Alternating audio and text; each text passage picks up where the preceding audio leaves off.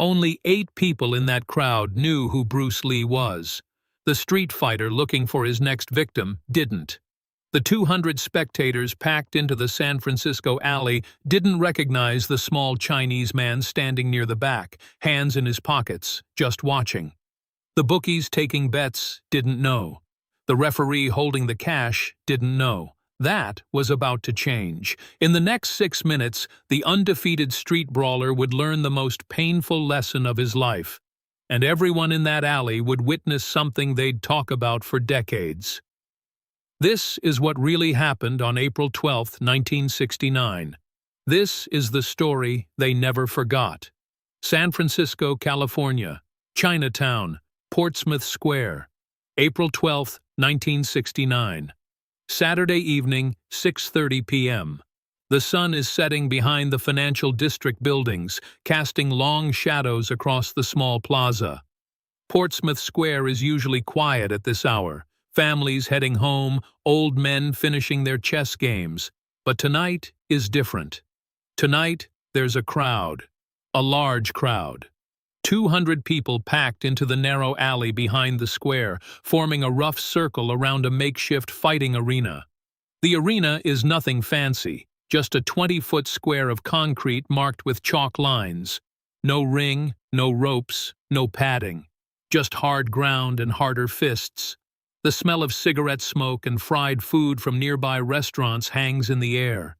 Street vendors have set up at the edges, selling beer and sodas, making money off the spectacle. Bookies move through the crowd, collecting bets, scribbling numbers on scraps of paper. The atmosphere is electric, dangerous. This isn't a sanctioned event. This isn't legal. This is underground fighting, the kind that happens in alleys and warehouses, where reputations are made and broken, where money changes hands in cash, where the only rules are the ones the fighters agree to before the first punch is thrown. And tonight's fighter has never agreed to many rules. They call him Demolition Danny Russo, not his real name. Changed it from Daniel Ruskowski to sound more Italian, more tough, more marketable. Danny is 31 years old, 6 feet 4 inches tall, 245 pounds of street-hardened muscle. He's not a martial artist, never trained in a dojo, never earned a belt, never bowed to a master. Danny learned to fight in the streets of South Boston, then in Navy bars across the Pacific, then in backroom brawls in Oakland and San Francisco. He's been fighting for money since he was 18 years old, 13 years of breaking jaws and cashing checks. His record, as much as street fighting has records, is impressive. 87 wins. 0 losses, 0 draws. He's never been knocked down, never been submitted, never quit. His fights don't go long. Average fight time, 2 minutes, 14 seconds. His longest fight, 6 minutes against a Samoan bouncer who refused to stay down. His shortest fight, 11 seconds against a Golden Gloves boxer who thought footwork would save him. Danny doesn't dance. Danny walks forward. Danny breaks things. His left hook is legendary. They say it hits like a car door slamming. He's broken 14 jaws with it, 9 noses, 3 orbital bones. He keeps count. He's proud of the count. His right hand is slower but heavier. When the right hand lands, people don't get up. 7 knockouts in under 30 seconds, all with the right hand. His fighting style isn't pretty. It's effective. No martial arts technique, no philosophy, just overwhelming physical violence applied with ruthless efficiency. He closes distance fast, throws heavy leather, walks through punches that would stop normal men, and doesn't stop hitting until the opponent is on the ground. Then he hits them a few more times, just to make sure.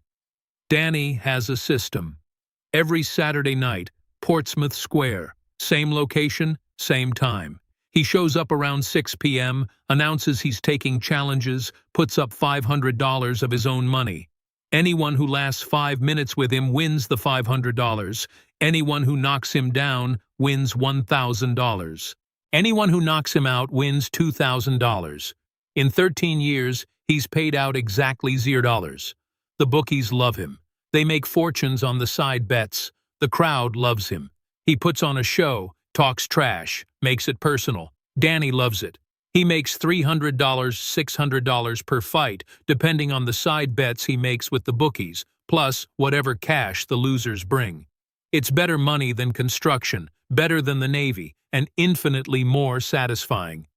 But Danny has a problem. The same problem all bullies have eventually. He's running out of opponents. Word spreads. People know better. The tough guys in Chinatown won't fight him anymore. The Navy guys from the shipyard heard the stories. Even the bikers from Oakland keep their distance. So Danny's developed a new strategy. He picks people out of the crowd, calls them out, embarrasses them into fighting. Small guys usually, guys who look easy. He makes it personal, makes it about pride, makes it impossible to walk away without looking like a coward. Then he takes their money and their dignity. It's cruel. It's effective. It keeps the show going.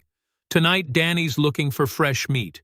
He's already announced his challenge. Nobody stepped forward. Too many people here have seen him fight. Too many know better. So Danny walks the perimeter of the circle, looking at faces, choosing his victim.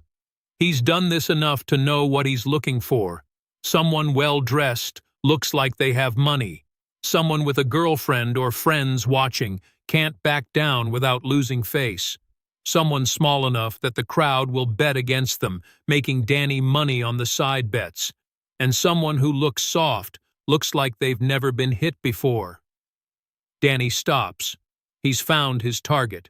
Small Chinese guy, back of the crowd, maybe 5'7", can't weigh more than 140 pounds soaking wet. Wearing black slacks and a black shirt, leather jacket, casual clothes, not dressed for a fight. Standing alone, hands in his pockets, just watching. Perfect. Danny's eyes light up. This is exactly what he's looking for. He points across the circle.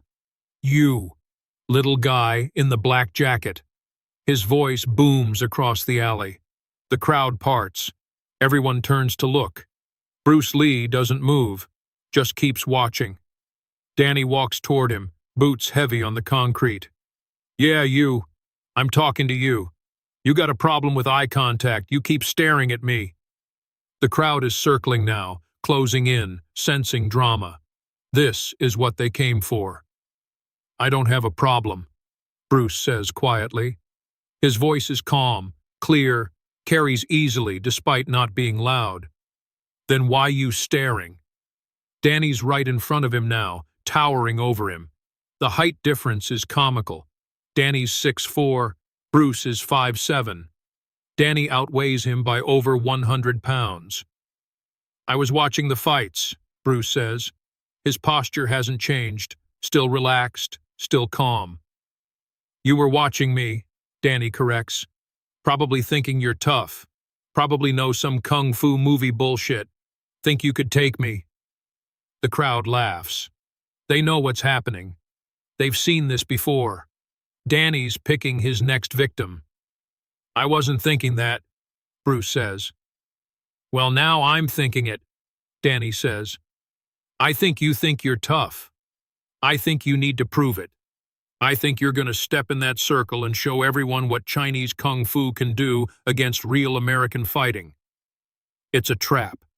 Perfectly executed. If Bruce walks away, he looks like a coward.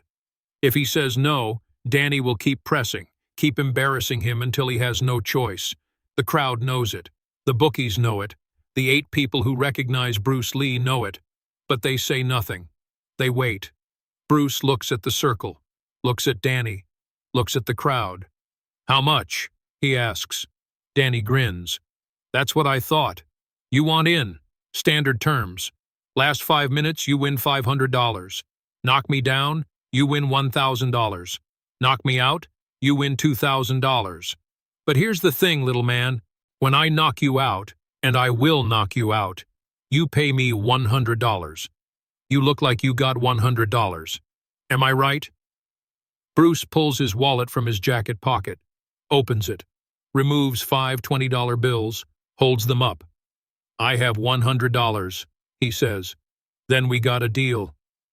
Danny's already taking off his shirt, revealing a scarred torso, thick muscle, tattoos from his Navy days. Put the money up with Jimmy. He points to a fat man holding a metal cash box. He's holding all bets. 5-minute clock starts when I say go. Bruce walks to Jimmy, places his $100 in the box. Jimmy looks at him with something like pity. This small guy is about to get destroyed. Jimmy's seen 87 people step into that circle with Danny. He's seen all 87 leave bleeding. Some leave on stretchers. Some leave in ambulances. None leave with their money. Bruce removes his leather jacket, hands it to someone in the crowd. Underneath, he's wearing a simple black t-shirt. His arms are defined but not bulky. He looks fit, athletic, but next to Danny, he looks fragile, breakable. The crowd is murmuring now. This is going to be ugly. The bookies are setting odds, 50-1 on the small Chinese guy. Nobody's taking that bet, not even for fun. Danny's in the center of the circle now, bouncing on his feet, rolling his shoulders, cracking his neck. What's your name, little man? I like to know who I'm hurting. Bruce, comes the reply. Bruce what? Just Bruce. Well, just Bruce. I'm going to give you one chance to back out. Walk away now. Keep your 100. No shame in admitting you're outmatched. Bruce steps into the circle. I'm not outmatched, he says quietly. The crowd laughs. Even Jimmy at the cash box shakes his head. This guy has no idea what's coming. Danny settles into his fighting stance. It's not technical. Hands up, chin down, shoulders hunched, feet wide apart, weight on his back foot, ready to explode forward. Street fighting stance, brawler stance. It's worked 87 times. It'll work again. Bruce stands naturally. No deep stance. Feet shoulder-width apart, weight centered, hands up but relaxed, mobile, alive. It doesn't look like a fighting stance to most people in the crowd. It looks casual, unprepared. The 8 people who know who he is lean forward. They know what's about to happen. They've seen it before. The referee, a local restaurant owner who officiates these fights, steps between them. 5 minutes on the clock. No weapons, no groin shots, no eye gouges. Fight ends by knockout, submission, or time. Everyone clear? Both men nod. The referee steps back, looks at his watch. The crowd goes silent. 200 people holding their breath. Fight, the referee says. The clock starts. Danny doesn't waste time. He's learned that speed beats technique in street fights. Hit them before they're ready, before they've settled, before they've thought it through. He explodes forward, covering the distance in 2 huge steps, throwing his legendary left hook at Bruce's head. The punch is fast for a man his size, heavy. If it lands, this fight is over in under 5 seconds. Bruce isn't there. He shifted offline. Not a big movement, just enough. Danny's fist passes through the space where Bruce's head was, hitting nothing but air. The force of the miss spins Danny slightly. He recovers instantly, resets, comes forward again. Right hand this time, straight right, aimed at Bruce's face. Again, Bruce moves. Minimal, precise. The punch misses by inches. The crowd is confused. Danny just threw 2 of his best shots. Both missed. Not blocked, not parried, just missed. Bruce hasn't thrown a single technique, hasn't even raised his guard, just moved. Danny's breathing harder now, not from exhaustion, from frustration. He's thrown opening combinations 87 times. They always land. Always. He presses forward, throwing combinations now. Left hook, right cross, left hook, right uppercut. 4 heavy punches in rapid succession. Standard street fighting combination. It's dropped Olympic boxers, professional tough guys, military hand-to-hand instructors. Bruce flows around them. Under the first hook. Outside the cross. Away from the second hook. The uppercut launches into empty space. It's like trying to punch smoke. Danny stops, resets. The crowd is murmuring now. Something's wrong. This isn't how Danny's fights usually go. Usually the opponent is on the ground by now. Bruce still hasn't attacked. He's just evading, studying, reading. Danny can see it in his eyes. Bruce is learning his timing, his patterns, his telegraphs. Every punch has preparation. Weight shift, shoulder rotation, hip movement. Bruce sees all of it, processes it, responds before the punch is fully committed. Danny changes strategy. He's going to overwhelm with volume, pure aggression. He walks forward, throwing everything. Left, right, right, left. 6 punches in 3 seconds. Heavy leather. No defense, just offense. Get inside the small guy's reaction time. Make him panic. Make him freeze. Make him move into something. Bruce doesn't panic. He slips. He ducks. He sways. His head movement is minimal but perfectly timed. Danny's fists keep passing through spaces Bruce just vacated. It's making Danny wild now. His technique, such as it was, is deteriorating. He's loading up, throwing haymakers, trying to land the knockout blow by sheer power. Right hand fully cocked back, telegraphed from Oakland, launched with everything he has. Bruce's left hand rises, not a block, an interception. His palm makes contact with Danny's forearm just below the elbow at exactly the right angle, exactly the right moment.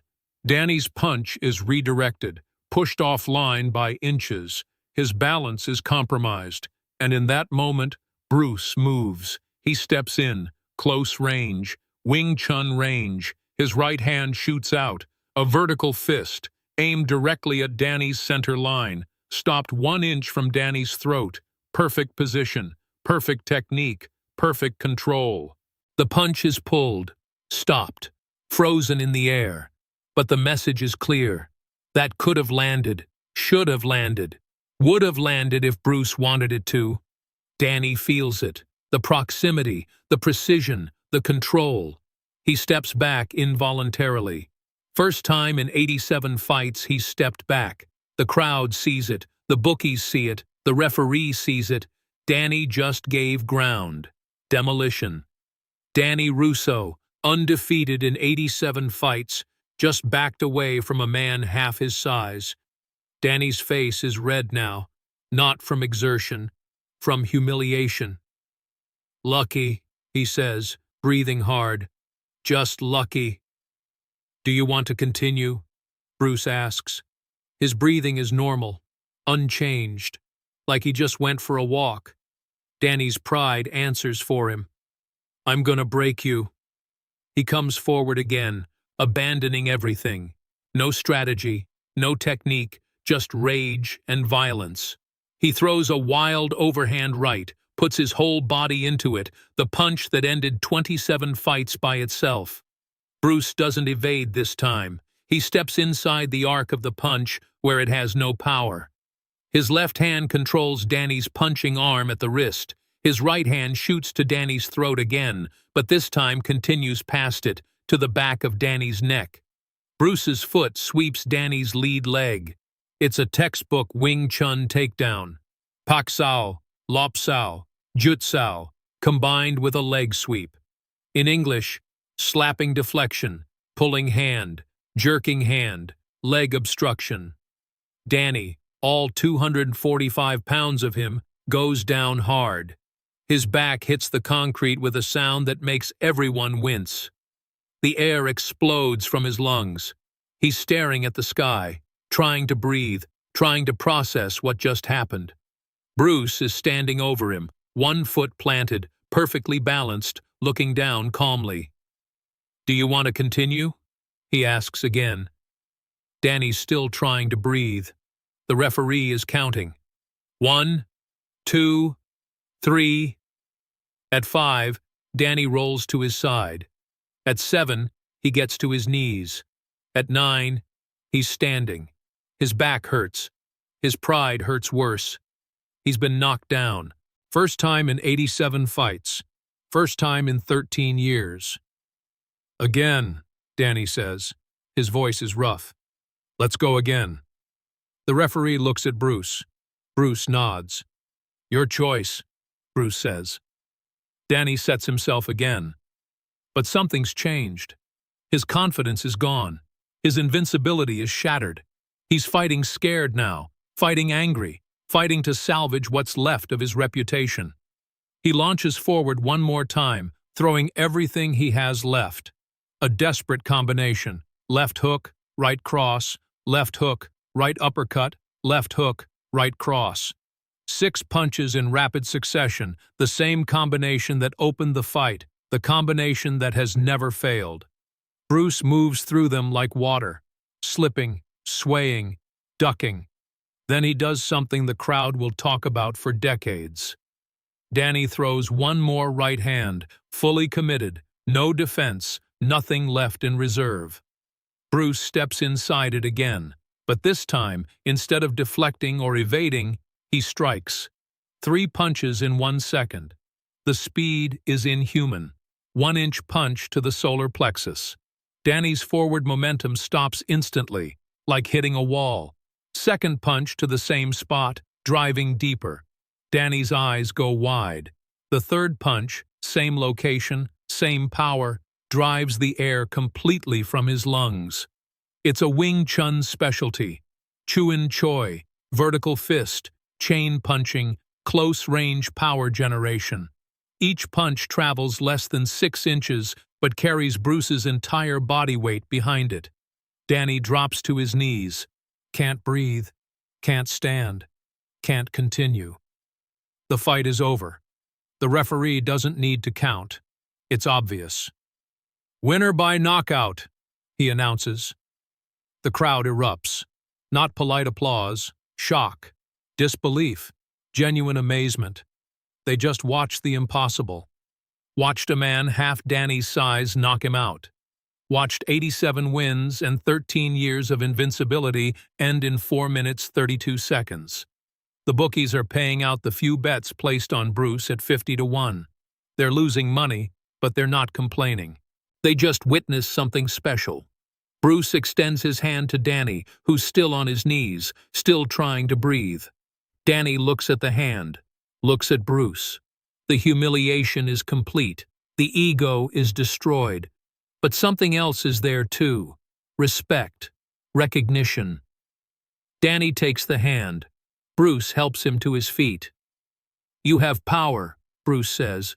You have size. You have aggression. But you fight with anger, not strategy. You telegraph every technique. You commit too early. Against street fighters, that works. Against someone who understands timing and distance, it leaves you vulnerable. Danny's still trying to breathe normally. His ribs hurt where Bruce hit him. What was that? Those punches? 1-inch punch. Wing Chun technique. Power generation from close range. It uses body structure and weight transfer, not arm strength. That's why size doesn't matter. I couldn't even see them. You weren't looking at the right things. You watch my hands. You should watch my center line, my stance, my weight shifts. Hands tell you where technique is going. Body tells you when it's coming. The crowd is pressing in now, everyone wanting to hear what Bruce is saying. Some of them recognize him now. They've seen the Green Hornet. They remember Kato. This is Bruce Lee, the actor, the martial artist, the legend in the making. One of the bookies, an older Chinese man, pushes through the crowd. That was Bruce Lee? He asks in Cantonese. Why didn't you say something? Nobody asked, Bruce replies in the same language. The bookie shakes his head, laughing. I would have bet my house on you.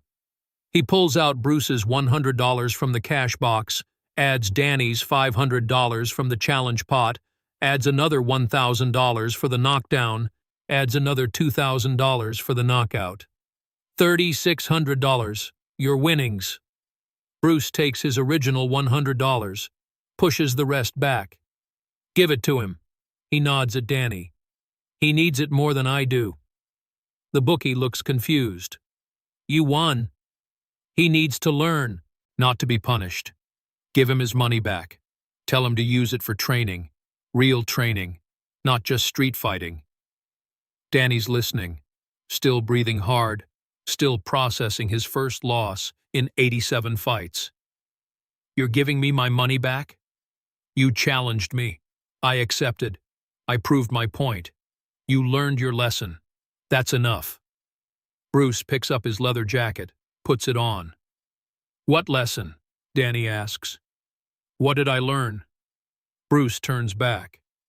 You learned that size and strength aren't everything. You learned that technique beats power. You learned that 13 years of street fighting doesn't equal 1 year of proper training. And you learned that the smallest guy in the crowd might be the most dangerous. Danny absorbs this. The truth of it settles in. His entire identity, built on being the biggest, the strongest, the most intimidating, just collapsed. But instead of anger, he feels something else. Curiosity. Hunger to understand.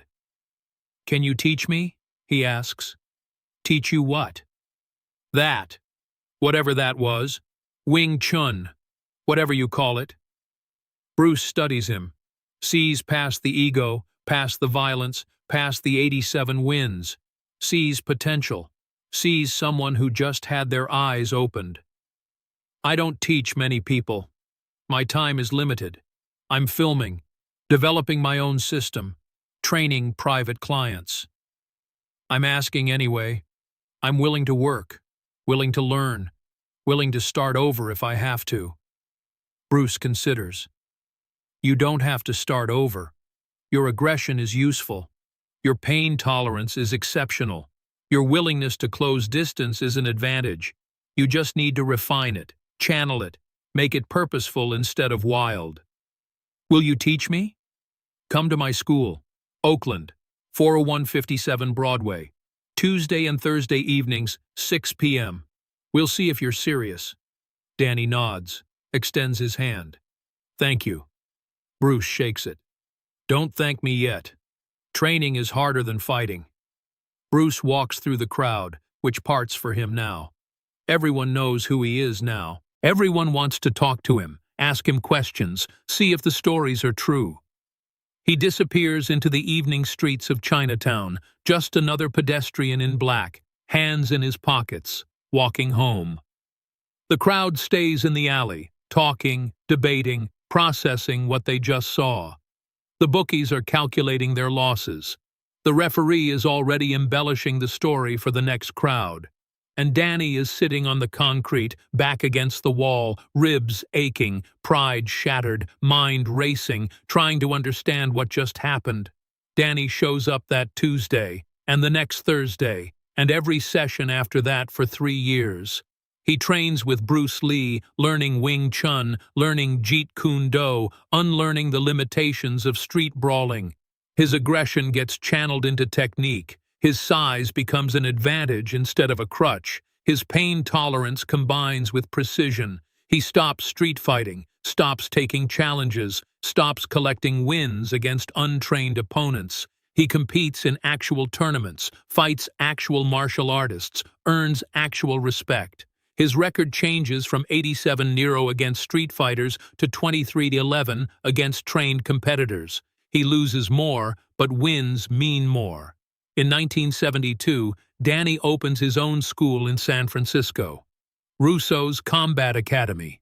Teaches Jeet Kune Do, boxing, and street survival. Tells his students about April 12, 1969. The night his invincibility ended. The night the smallest guy in the crowd became the biggest lesson of his life. The night Bruce Lee stepped out of the audience and changed everything. The 8 people in the crowd who knew who Bruce Lee was, they told everyone what they witnessed. The story spread through Chinatown, through the martial arts community, through the underground fighting circuits. Some believed it, some dismissed it as exaggeration. But the 200 people who were there knew the truth. They saw it happen. They saw the impossible become possible. They saw size and strength lose to speed and precision. They saw 13 years of invincibility end in 4 minutes and 32 seconds. Bruce never talked about it publicly, rarely mentioned it even to close friends. To him, it was just another example of what he'd been teaching all along.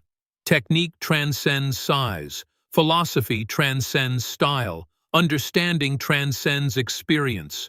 200 witnesses, 8 who knew, 1 who learned, and 1 who taught. April 12, 1969, Portsmouth Square, San Francisco. The night Kung Fu proved itself in a Chinatown alley. The night Bruce Lee stepped out of the crowd and changed one man's life forever.